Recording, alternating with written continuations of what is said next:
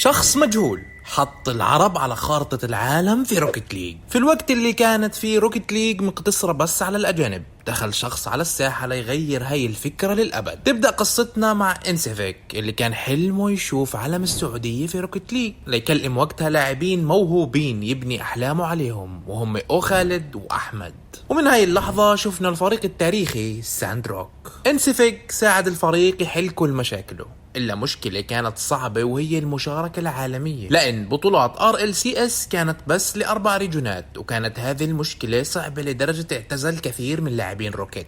قرر انسيفيك يحل المشكلة على طريقته الخاصة وينظم بطولة من ماله الخاص بقيمة 20,000 دولار لفرق أوروبا ومعها فريقه ليطورهم. البطولة كانت على مستوى وفيها فيتاليتي وديجنيتاس وكثير من أفضل الفرق، وقدر ساندروك بعد أداء عالمي يكون في المركز الثاني، ومن بعدها كمل ينظم بطولات كثيرة وعديدة. وبعد كل هذا المجهود الرهيب من انسيفيك، أخيرا روكيت ليج بتستجيب وبتضيف الشرق الأوسط من ضمن الريجونات اللي مسموح لها تلعب RLCS. وبيحقق انسيفيك حلمه بوجود العالم السعودي في بطولات روكيت ليج العالمية، ومن خلاله قدرنا نشوف لاعبين كثير موهبين قدروا يثبتوا للعالم كل موهبتهم، وأبرزها تحقيق المنتخب السعودي لقب بطولة العالم في 2024. وشفنا لاعبين كثير في القمة، توأم TRK، أحمد وخالد وسينزو ونوبو دخلوا التاريخ، وهذا كله ما بصير لولا شخص واحد مجهول.